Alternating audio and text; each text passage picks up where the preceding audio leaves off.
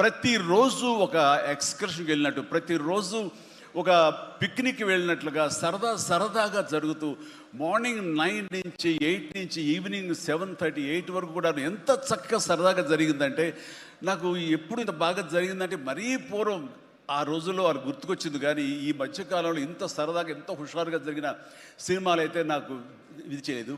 దానికి ప్రధానమైన కారణం సీన్ కానివ్వండి, అది మేము చేసే విధానం అయితే ఉండొచ్చు, కానీ మా చేత నడిపించిన విధానం, అందరినీ అంత సరదాగా పెట్టినటువంటి అట్మాస్ఫియర్ క్రియేట్ చేసినట్టు ఇది కేవలం అనిల్ రావిపూడికి మాత్రమే చెందుతుంది. అండ్ ఎక్కడ ఏది టైం తెలియనివాడు, ప్రతి ఒక్కరిని on the screen, of the screen హుషారుగా ఉంచుతాడు. ఇలాంటి డైరెక్టర్లు దొరికితే కనుక ఎవరైనా సరే ఇలాంటి క్యారెక్టర్స్ చాలా ఈజీగా చేసేయగలరు. అండ్ మరీ ముఖ్యంగా అనిల్ రావిపూడి గురించి నేను చెప్పాలనుకున్నది, ప్రతి ఒక్కరు కూడా తెలుసుకోవాల్సింది ఏంటంటే, ఈ సినిమా ఆల్రెడీ సూపర్ హిట్ అయిపోయింది. ఏ రకంగానంటే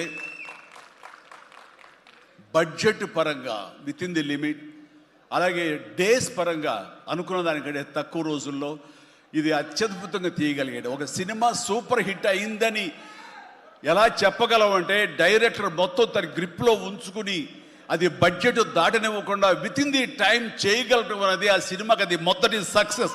ఎన్ని సినిమాలు ఈ రకంగా ఉన్నాయో చెప్పండి అంటే చాలా తక్కువగా మనం లెక్క పెట్టుకోవాలి.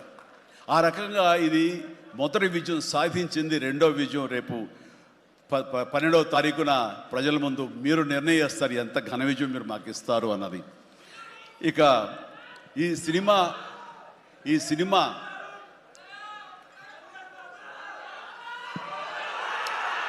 ఓకే.